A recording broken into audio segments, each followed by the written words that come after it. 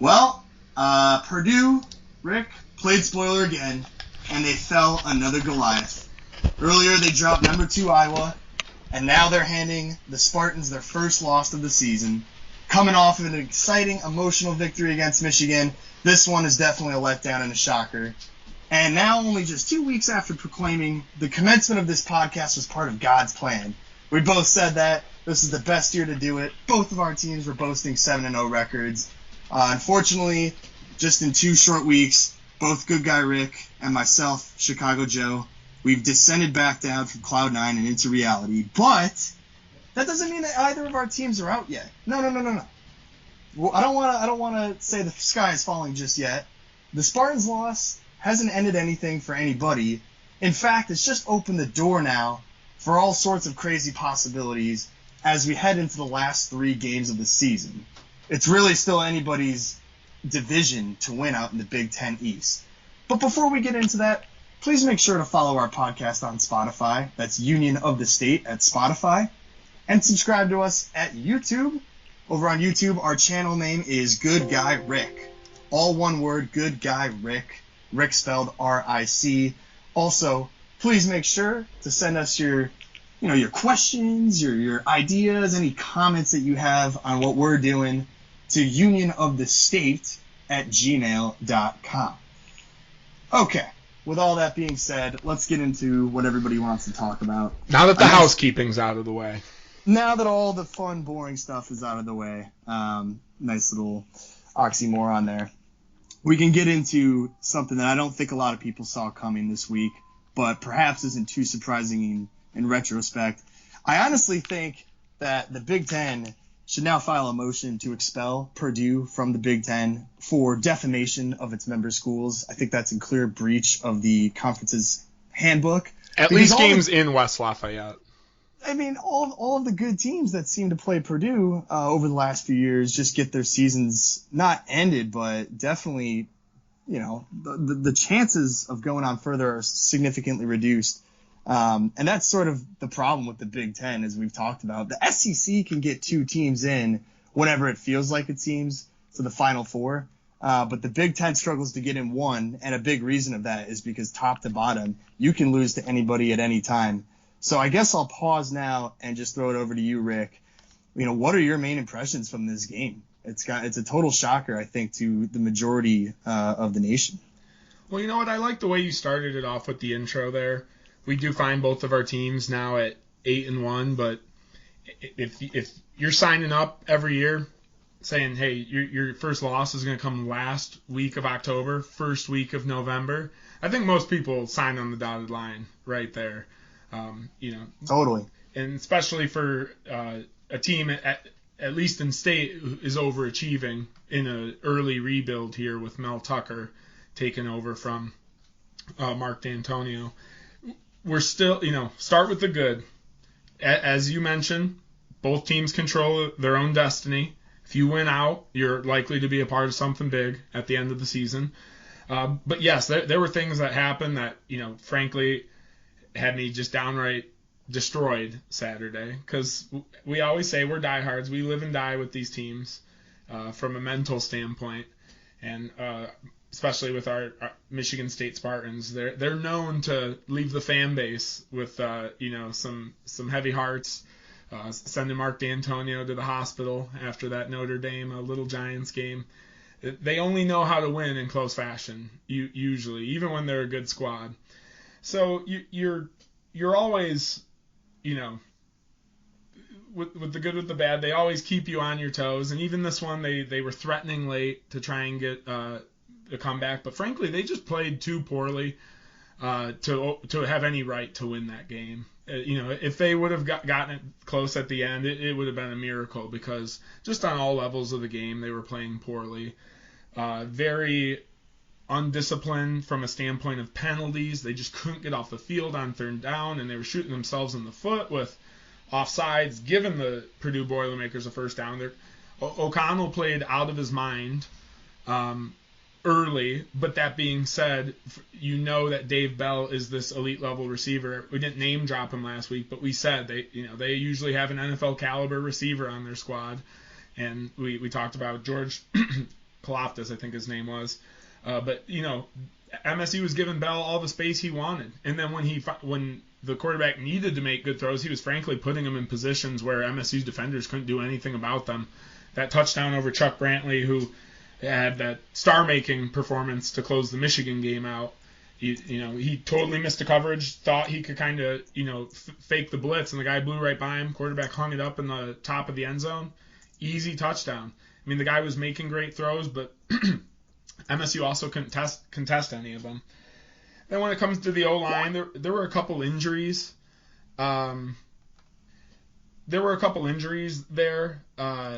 Overall, they didn't really affect the game. I've been complaining about it all season, the platoon level O-line, or the platoon style O-line, and push comes to shove, your left tackle's not there, and you're flipping the whole line around.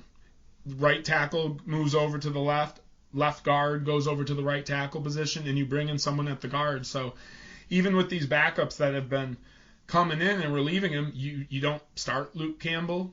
The guy I was complained about last week, but he was supposed to be the backup. But apparently there is not a backup left tackle on the team. But, that's kind of with the good side again, and why, after I've moved away from it, this isn't a great Michigan State team. This isn't. I mean, they're playing like I. Whoa! One loss to a team known for causing these upsets, and you're already saying that they're not a good team. This is 8-1. They're in the top 10. Well, let's go back to it. All the transfers that came in and took all these starting spots. I mean, they're a bunch of guys who are, as I was saying, overachieving. That defense on paper was bad going into Purdue. And they were as every bit bad as they were on paper, and they've been able to avoid that all season by that energy I mentioned, making big plays when it mattered. There were no big plays made defensively yesterday. We're recording here on Monday, so a couple days ago. Our special teams, even after a great punt by Behringer, there's an offsides on it or an illegal motion, probably one of each. Throughout the game that move them back. So it was just a total poor performance. The offense performed a little bit, but overall, even their troubles with not being able to take advantage of some maybe mismatches. Kenneth Walker ultimately still got his, but overall it's just not enough to pull this team out of the gutter there. Well, you mentioned that they thrive off the energy. This is kind of a team of misfit toys, if you will. Mel Tucker took full advantage of the transfer portal and ended up assembling a team because early on he's still not recruiting or able. The guys that he's recruited aren't yet juniors and seniors, so you kind of have to make do with what you got. But obviously we know that one of those guys was Kenneth Walker III, and so certainly that was a big pickup. You're mentioning the energy wasn't there in this game. I mean, do you think, for the Spartans at least, they just beat Michigan. That's who they consider their biggest rival. That was the emotional peak of the season, at least in my eyes. You could perceive it that way. Do you think there's any concern going forward that, hey, now that that biggest game has been done, they've sort of accomplished that win, it was an emotional come-from-behind victory. Is that a concern going forward that perhaps maybe the emotional level of this team isn't going to be where it needs to be for the final games of the season? No, because as you allude to, Michigan is their biggest rival, but once they get that one out of the way, I mean, there are things to look forward to. So I do think, they're on a little bit of a roller coaster. They dropped, but they get a little bit of a bounce-back game in Maryland. They get to go back home, so they get to have that energy from their own standpoint. But it's worrisome because Penn State and Ohio State are your last two, games of the season, and on paper they're the best two teams you have left, and with the exception of the Michigan game, the best two teams you played all season. We knew Purdue can play spoiler. They flashed it on the bottom of the screen a ton that game. They have the most upsets in the top 5 in that stadium.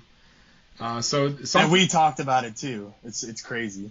This one team is causing all these problems for the rest of the Big Ten. Move to expel the Boilermakers from the Big Ten, in my opinion. And they had some NFL, talent on their team, but overall, this is an MSU team that, I think it's not them, not showing up from an energy standpoint. I just think they got cocky, and then overall, once they were getting down, and Purdue never let up. I mean, when you can't get stops on third down and the defense just keeps playing like that, they just got cardioed out of there, towards the end of the game. Like, Purdue dragged them to the deep waters that Mel Tucker, has been helping get other teams down into with them all season. But, and then I'll flip it to the coaching staff a little bit. There were some questionable coaching calls there. You were talking to me a little bit before the show about, Kenneth Walker, kind of getting shut down in that game. I mean, he still had 22 carries, 136 yards, and a touchdown. So, I mean, he still averaged... Oh, it's not a bad game. It's not a bad game, for sure. Like I said last week, he kept the Heisman talk going with this performance. From a numbers standpoint, he still threw up a 136-yard game. But here's the questionable stat that why we're talking about coaching. Kenneth Walker had 5 carries in the second half of that game. 5 carries to your Heisman contending running back in the second half of a game where he's been able to erase the deficit of poor offensive line play all season. When the offensive line is sloppy, Kenneth Walker can get the upper hand still because of how elusive he is. You're just not putting yourself in a good position for that, with 5 carries there. Can I play devil's advocate at least for Tucker? Because that game was tied in the second half, right? It was 21-21. And I would imagine that those carries probably came leading up to that moment. But once you start having to play catch-up, as we know, it's always a lot more efficient to become a passing team, because passing, if you get an incompletion, the clock stops. If you get a first down, passing tends to generate more yards. You get more first downs. You stop the clock. That's kind of what they would need to do to come back and win the game. Mm-hmm. I feel like that there could have been the reason there why they weren't ultimately able to incorporate him as much in the game plan. But when you have a running back that we know can break off, 30-yard runs often, and I agree with you, and towards the end of the game, that's where it had to be for them to put it in position. I think it was 37 when they scored, and I think on that play they scored a touchdown, get the 2-point conversion, and then cut it to 8 points. And then Purdue goes and kicks the field goal to ultimately push it to the 11 at the end. But when it was coming out of that horrible drive where there's 2 personal fouls back to back when Purdue's in their territory. That's 30 yards up. Quick pass, which was ruled a catch, and then ultimately a quick score. You're only down 7, and then I believe MSU goes for a 3-and-out right there because they were, mixing it up, maybe shooting downfield. I totally see it, but yeah, that's where you got to change the game plan a little bit, get him a pass out of the backfield, and allow him to do some things, because there was one of the worst runs, special team plays I've ever seen that MSU couldn't stop in the first half of that game. With that double end around, no DN stays upfield. I didn't know who it was, but there was a D lineman for us playing, just jogging after it, and it ends up going to touchdown to their running back. So, and other than that, they still were able to keep the running game low. But right there, when you're allowing the running back and the entire offensive line to get off like that and just plow downfield, I mean, it was brutal. It was just one of those moments that right away it just felt like they were going to have to dig themselves out of it, and just too little too late from that standpoint. It's interesting because me watching the game as a Michigan fan, it looked very similar to Michigan State coming back against us. They score the touchdown, they get the 2-point conversion, and it's worth mentioning that even just last week, to erase that deficit that they had to the Wolverines, they still used Kenneth Walker III. They didn't shy away from using him at that game. Not at all. That was why they ended up winning the friggin' game in the first place. So I can see what you're saying in that, hey, maybe we should have at least tried a little bit harder to get the ball in his hands. That this is an offense that all year has relied on him, and it's relied on big play potential. And that's how you erase some of these big deficits, is when you sort of get those big plays that's kind of anomalous to the otherwise flow of the game. And just like that, you get a momentum change, and, the rest is kind of history. We talked about saying, yes, he still put up a pretty decent stat line in terms of if you're looking at him as a Heisman candidate going forward. But in terms of the game itself and how they're going to be using him going forward, I mentioned in the last episode, the cat's out of the bag. Everybody in the nation knows that Kenneth Walker's the guy to stop. And I mentioned it very briefly in that episode.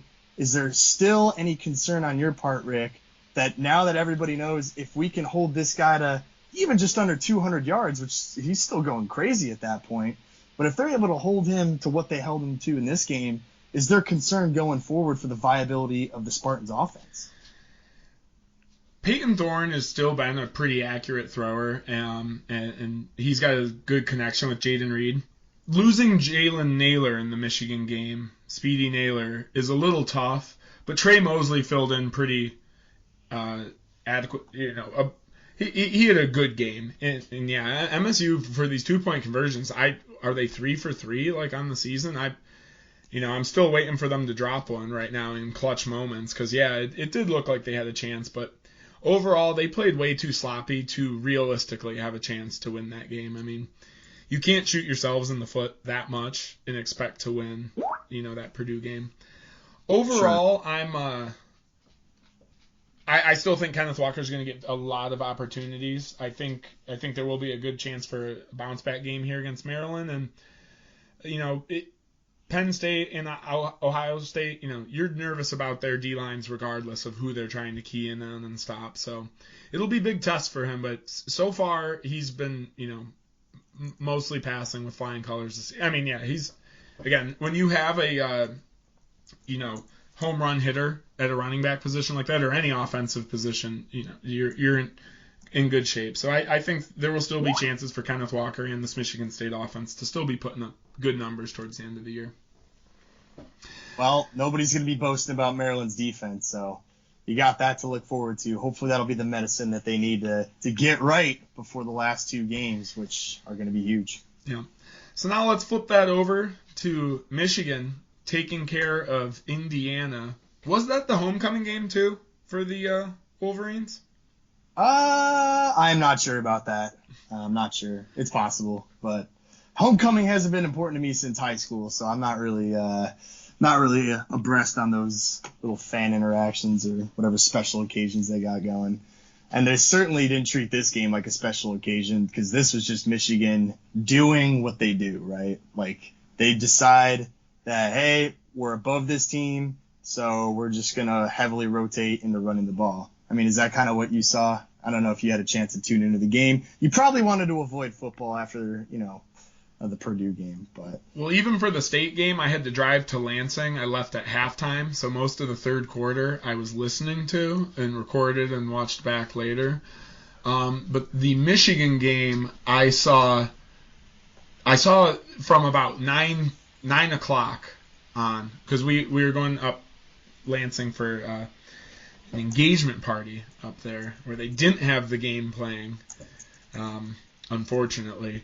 So not until I got to the bar, which at that point it was they had the game pretty much in hand. I did notice that they were leading it with the running backs. I saw J.J. McCarthy in there for what I thought was a decent amount of the game. You're right. But I'm not. But I did not see the beginning. So by the time I was able to check in, what was the score at halftime? Was it 13-7?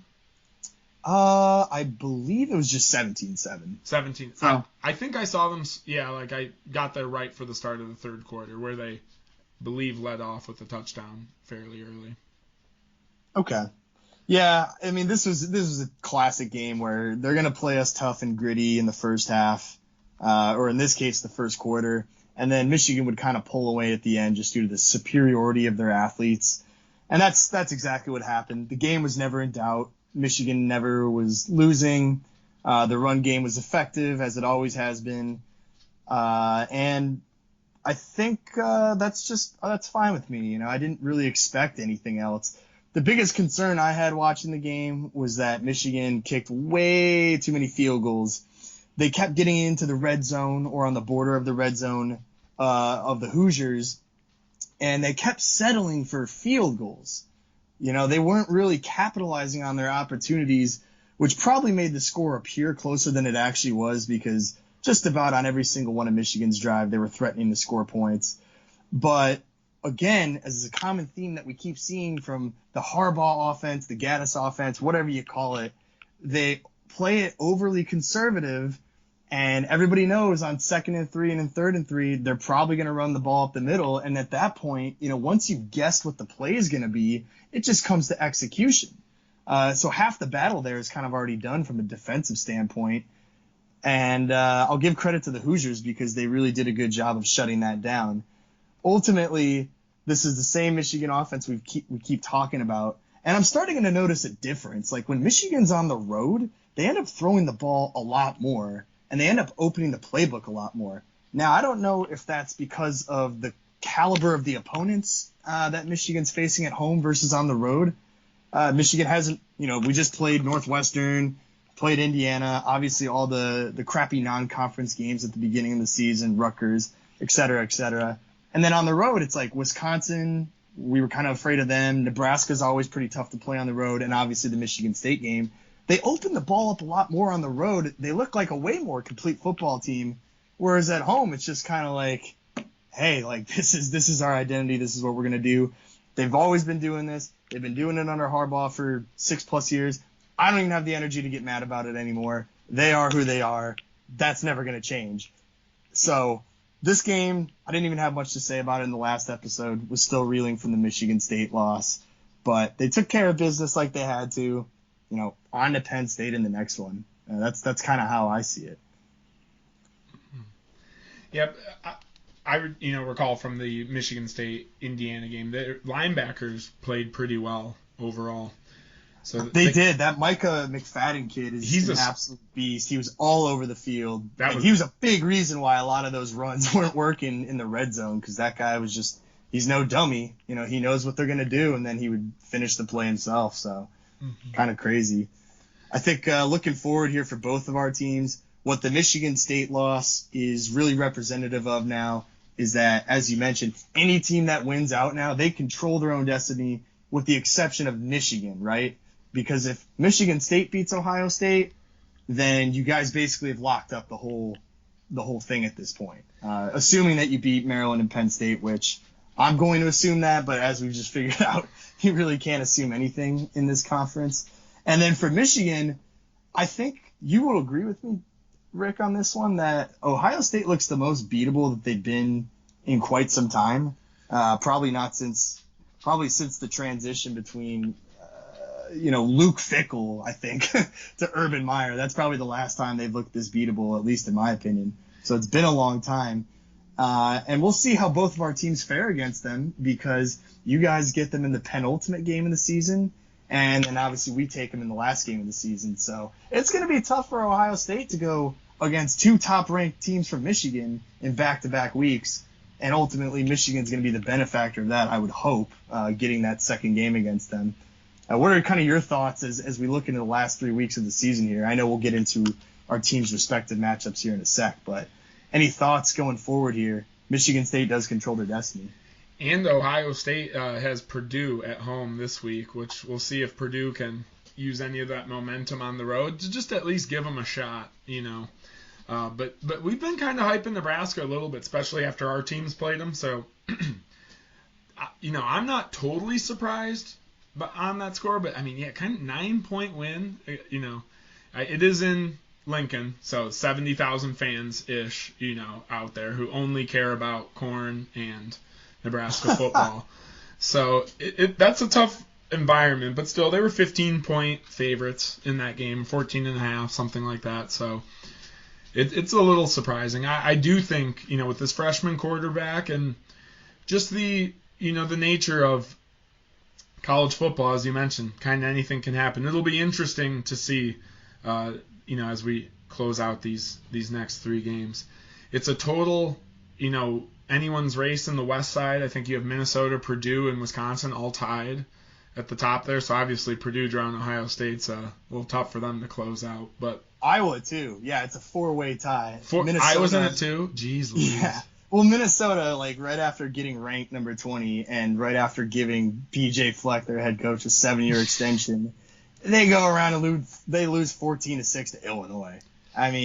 Nobody wants to win that division, and I'll say it again, even though it's redundant. I think it's an absolute shame that 3 teams in the Big Ten East, all of them who kind of deserve to be in that Big Ten championship game or even in the CFP, with the quality of those opponents. It's a shame that only one of them is probably going to get a chance to go on and do it. So really interesting. Yeah. And that's what's great. We got 3 more weeks to see what happens. Both of our teams get one more cupcake, and then into Penn State and Ohio State. We'll see though. This will be a good game for MSU to retool the defense, try something else, because obviously some of the personnel that they got going on there just didn't come to play against Purdue. But Maryland, with the young Tagovailoa brother, will be exciting to see. I mean, I've never seen him play a full game like that I've been able to catch, so that'll be interesting, him coming over to East Lansing.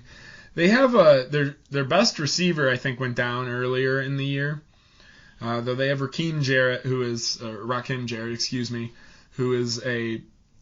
putting up the numbers for them now. Their tight end,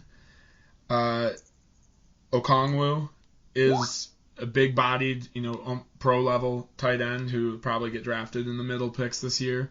And then defensively, they just got some decent players. They've been doing better recruiting there. Their DBs specifically are their strong suit in that secondary. So, it'll be a good game for Kenneth Walker to hopefully, keep the train rolling, and a good test for Peyton Thorne and then the MSU secondary as well. I have seen the little Tagovailoa play in person. I think 2019 I saw him. Actually, I went to Maryland to watch Michigan play them. Had some friends out there. And I will say this, Maryland, they're a fast team, and a lot of those games tend to be high scoring. So that's good for number one, Kenneth Walker, to get rolling again. But it's also going to serve as another test for Michigan State, because as you said, the defense, they've shown some weaknesses. They've kind of struggled all year on it. And Maryland's been known to put up some points, so could be an interesting barometer for the last 2 games, just to see how Michigan State's defense responds after how many points they gave up to Purdue. Yeah, I'm looking forward to it. Should be a fun game. I do think there will be some scoring from both teams, but obviously we're going with our hometown teams every week. That's pretty much the that's the theme thus far this season. I like Michigan State to get right. My uncle did say he's done with them already, so you got some crazy Spartans who are dropping all the emotions now. Fire the Which uncle? My uncle on my mom's side. Shout out to Uncle Steve there. But yeah, I saw him last night, and he's like, I'm done with him. And I'm just like, but he's the kind of guy who, if you're watching basketball, even, and the opposing team hits a 3-pointer, he's like, yeah, turn it off. We lost. Turn that shit off. We lost. 3-0. He's calling the game usually. But I think that way when they win, you're that much more excited about it when you try and write it off early. Wish I could do that as a Lions fan, but oh geez. Well, you just know that at least with Michigan and Michigan State, they have a tendency to get back right, but I don't know about the Lions. Yeah, I think the bye week was probably the best week you've had all season. Only week we can't lose. Let's go. But that's neither here nor there. Michigan headed into Penn State. And by the way, I will say that's the great thing about college sports is there's an even higher emotional connection to these teams. It makes losing so much more painful and winning so much more sweet. But at least from my perspective as a Michigan fan, not a lot of good wins for me to feel good about during the Harbaugh tenure. But we are going to play Penn State. Michigan is headed to Happy Valley, and this is typically the last 2 times Michigan has gone to play Penn State in the Happy Valley. It's been a night game, and it's been a whiteout, and that always causes problems because it's one of the greatest atmospheres in college football. But Penn State's already had 2 night games this year. They took out Auburn during the whiteout, I believe, in September. Yep. And then they had Ohio State, and they actually played Ohio State pretty gritty, and I still don't know if that's an indication of Ohio State being more vulnerable than in previous years or in recent years, or if Penn State is just really good playing at home under the lights, because they are good at that as well. And those are probably both 2 very fair statements to say. But with all that intro aside, we're still looking at a Penn State team that is missing Sean Clifford, and this game's going to be at noon Eastern. So they're there doesn't seem to be the normal factors that are at play that would allow for Penn State to sort of steal this one from Michigan. And as I indicated earlier in the podcast, I think Michigan plays better on the road. There's an element of urgency that they play with. They're a lot more aggressive with their play calling. And Cade McNamara, for the most part, has been a very trustworthy quarterback to handle those moments. Just 2 interceptions on the year, one of them against Nebraska, which was really bad. And then the one against Michigan State was just trying to come back and seal a game-winning drive. So there was obviously a motivation to sort of push the ball down the field and be more aggressive. But I think if Michigan State has been doing, wrong team. If Michigan does what they typically do on the road this year, come out there and attack and trust their players to make some plays, Andrell Anthony, the wide receiver who had a coming-out game against the Spartans, he looked good last week against Indiana as well. Expect him to be a prominent force in the passing game. J.J. McCarthy is continuing to get more reps, and he's playing okay. He had a really bad pass against Indiana that was a typical freshman move. He threw against his body and into the teeth of the defense.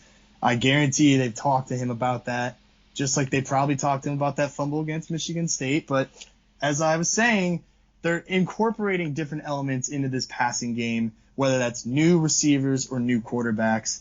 I still don't think, without Sean Clifford, that Penn State has the ability to match Michigan. And if Michigan's defense continues to play as well as they have this year, for the most part, they should end up coming away with this victory. So that's sort of my outlook for this week.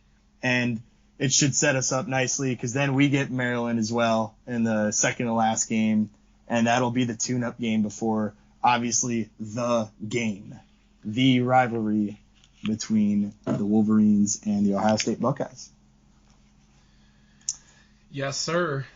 Yeah, this Maryland team, can hope throughout the season they've been a little bit of an up and down squad, so we'll see what versions our collective teams get from them. Obviously, some star power, just with, being the younger brother of that great Alabama quarterback. And like I mentioned, a little bit, they've got an uptick in their recruiting over the past couple of years, but overall they have just not been having, the best season, sitting at, I think, 5th place here in the Big Ten East. And also, I'd be remiss before we move on to say that Michigan's actually a 1-point underdog, which is never good because when Michigan's an underdog, Harbaugh tends to fall short in those situations. He only broke that terrible streak he had of not being able to beat anybody when they're underdogs to Wisconsin earlier this year. So we're opening up as 1-point underdogs, which is interesting. But with all that being said, I still think that Michigan will be able to do what they're supposed to do here. I will admit that I think Michigan, despite that really bad loss to Michigan State where they blew a huge lead, the composure of this team definitely seems to be a little different than other Harbaugh teams that have been in this situation or similar before. So we'll just see what happens. Obviously, nothing's guaranteed. I still like our chances here, but definitely interesting to note that once again, Michigan is not being favored on the road to a team that lost to Illinois in 9 overtimes. Give me a break. I don't know. I don't understand how this keeps happening to us, but it just seems like we're not going to get any love.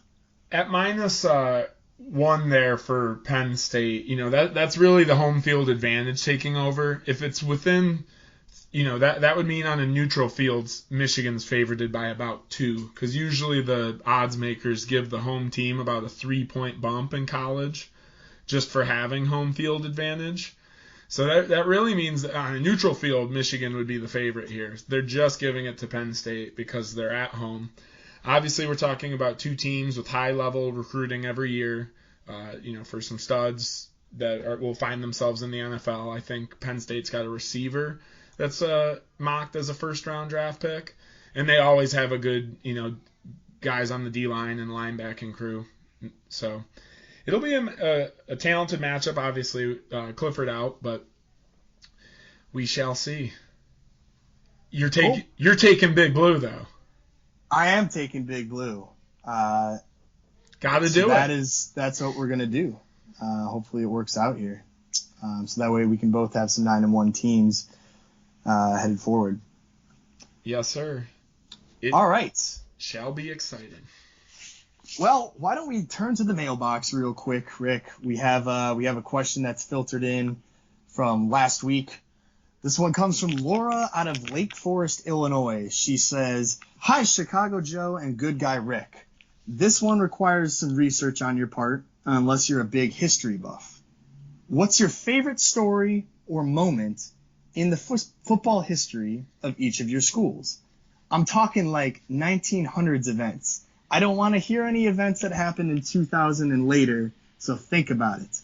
Keep it rolling, boys. P.S. Chicago Joe, let me take you on a date sometime." Well, I'm flattered and I appreciate the question there. I do not date groupies, Miss Laura, but I do appreciate that. I would also add that Hey, be nice. I'm going easy. This is a professional show, so I do appreciate the input there. Thank you, I'll also Laura. say, talking about favorite story moment from the 1900s, I know that we sound very, very sophisticated when we do this show, and certainly we put some research into what we're saying, but Is that what we none sound of us, like? I think so, but none of us I'll have take lived it. through the 1900s, right? I mean, Rick, I've lived through the 1900s for just under 10 years, and I think you have as well. So if you're looking for a little more of an experienced gentleman to date on this show, may I recommend the Old Country Buffet after an early bird special, or go to your local bingo hall, and perhaps you can find somebody more in your range. But I will get back onto the question now. I'm going to turn it over to you, Rick, first. Favorite story, moment, or experience from the 1900s for Michigan State? So, and thank you again, Laura, for the great question. We didn't do too much research on this, at least on my end, because Joe dropped the question on me as soon as we got on the Skype feed here. But, I did some quick research, and ultimately I do have a tie to one of these stories that I found quickly. I knew I had the tie to this, as I explained to you, and then after looking through it, I was like, you know what, that's really the only one I can even moderately tell the tale of. And so I'm going to go with the 1966 Notre Dame versus Michigan State football game, which is deemed the game of the century. I'm sure they've used that moniker plenty of other times since 1966, but then, that day, November 19th, 1966, was the game of the century, where you had an 8-0 Notre Dame team going on the road to Spartan Stadium to face a 9-0 Michigan State team, which featured pop culture crossover eventually, Bubba Smith, and future number 1 overall draft pick in the game. And he actually knocks out Notre Dame's starting quarterback early in the game after a hit. I bet there was maybe, a targeting on that call in nowadays game, for sure. I haven't seen it, but you could only assume with how it probably rough. would have been, yeah. I mean, that's why they only ran the ball back then, because usually they wouldn't hang a quarterback out to dry like that with these big dogs rounding the edges. But why I have a special connection to this game is because I've heard the story of it from the Michigan State fullback who actually scores the only touchdown for the Michigan State Spartans in that game. Reg Cavender, who is the backup fullback who gets into the game on an injury to MSU's starting guy, because fullback was the premier position then, and primary ball carrier, apparently. According to Wikipedia, that's the position they've deemed these two leaders of the offense.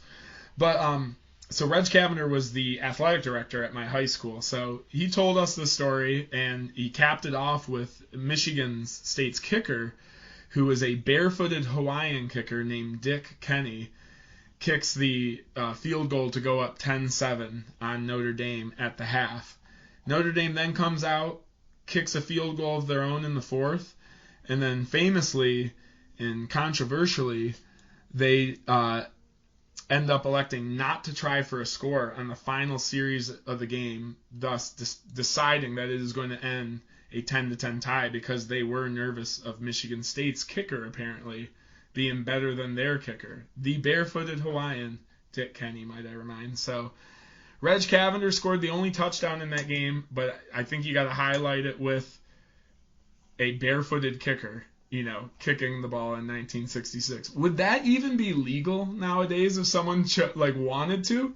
That would probably be they wouldn't allow uniform it, violation or something. Exactly. I mean, they can't even choose what cleats to wear. Ultimately they got to wear something that's approved in both college and the NFL.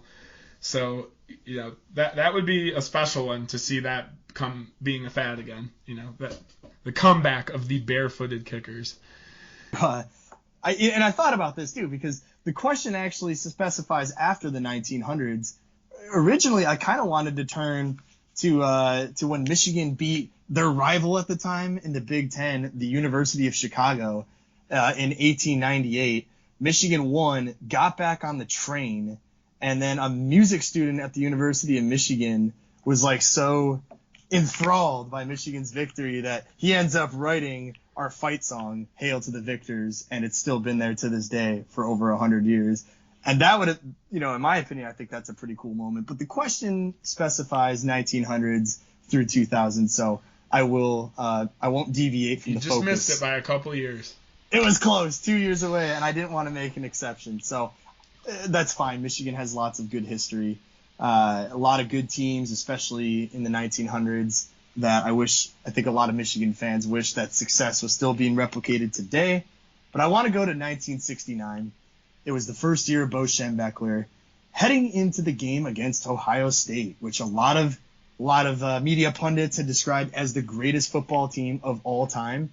They won the national championship in '68, and this year they were also going crazy. No team had ever come within 4 touchdowns of Ohio State at the time. Ohio State was scoring more than 21 points a game, and Michigan was still kind of reeling. The 60s weren't good to them. Michigan State dominated them the whole decade. The Wolverines were coming into the game just with a 7-2 record, and one of those losses were, in fact, to Michigan State. It's the Bubba Smith era. It was just a tough time for Michigan. They were looking for Bo Schembechler to get them back on the winning track, and they did. They win the game 24-12. Ohio State had 7 turnovers, Rick, in the second half alone.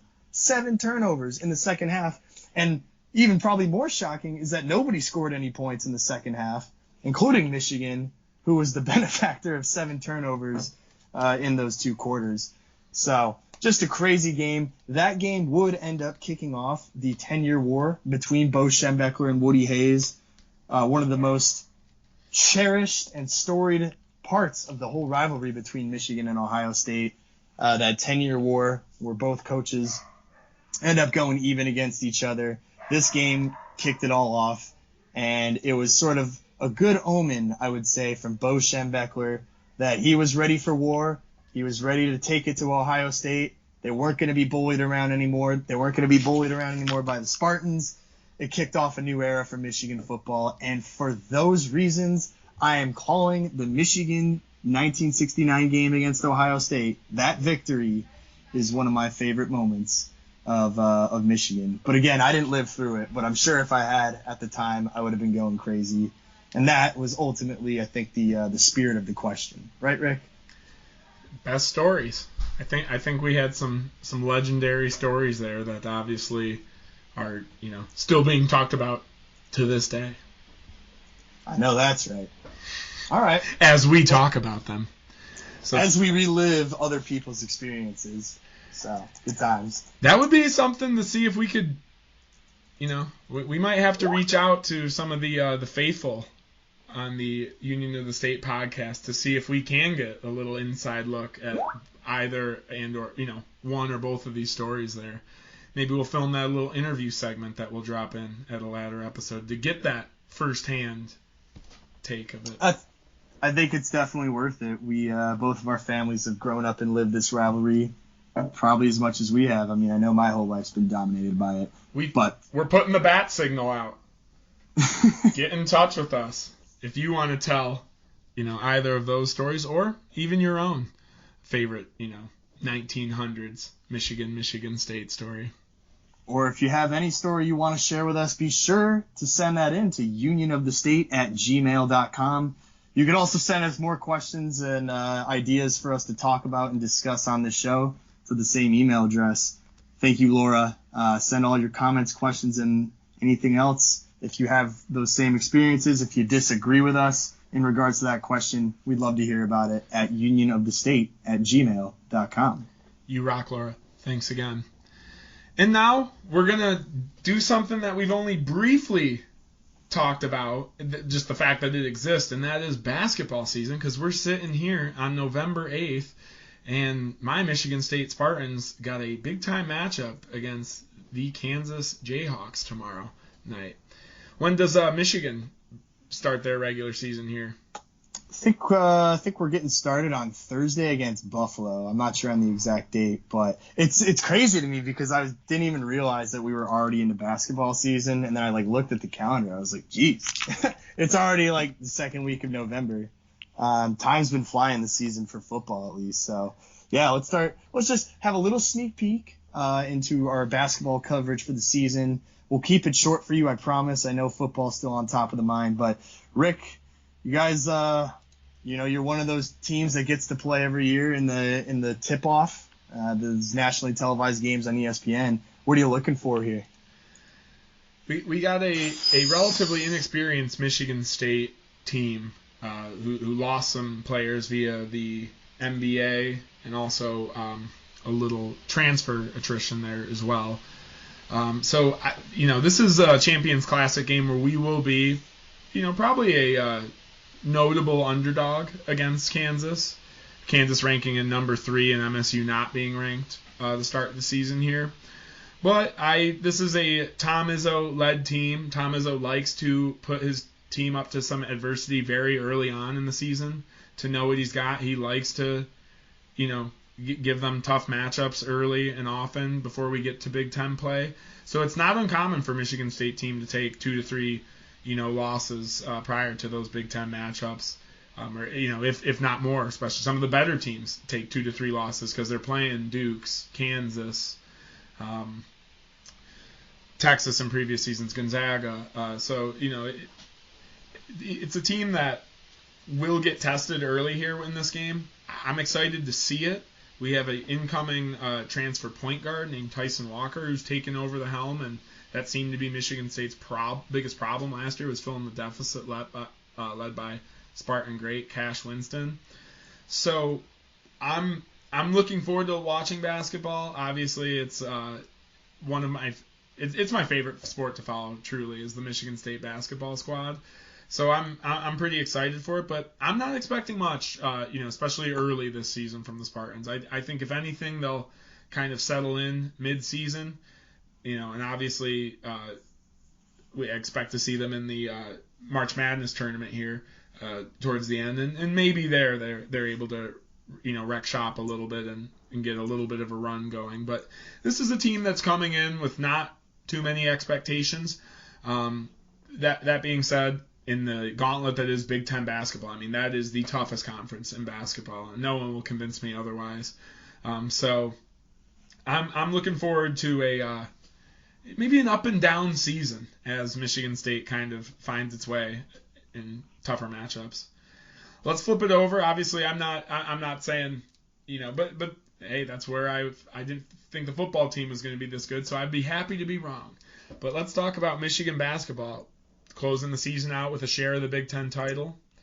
Did they win the tournament too? Last year, no. Illinois ended up coming away with that one. Yeah, that's right. And that's who they split the regular season tournament title with too, wasn't it?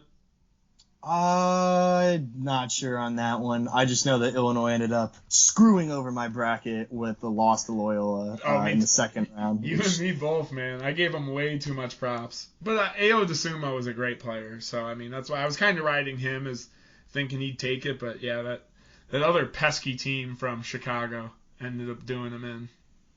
Well, from Illinois, right? Oh yeah. No, Loyola. Excuse me. Yes. Yes, they're a wild team.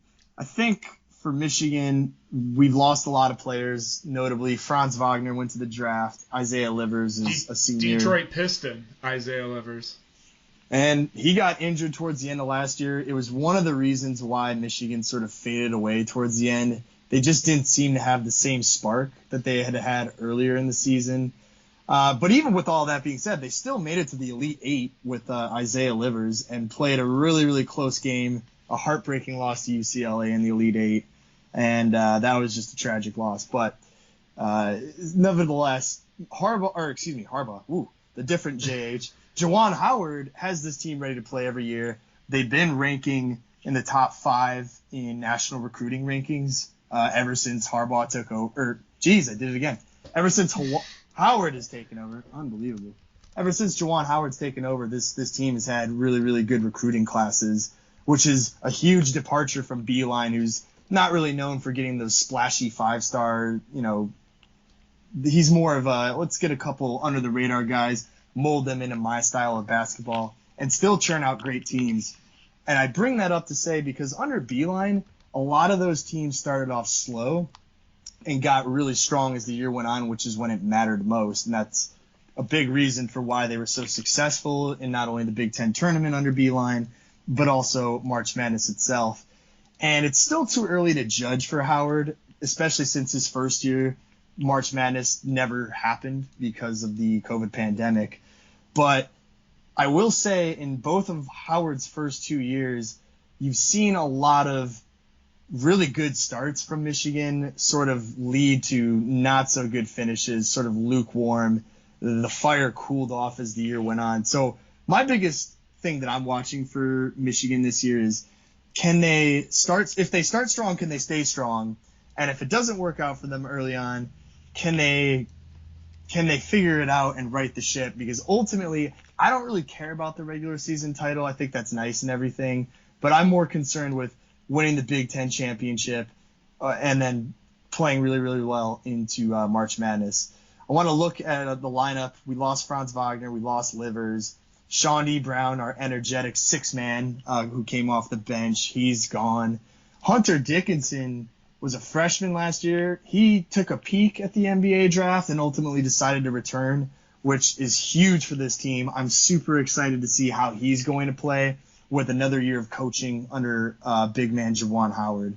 That's going to be the second biggest thing that I'm looking for this year. His progression and sort of how the Michigan team just evolves with some new players here. It's certainly...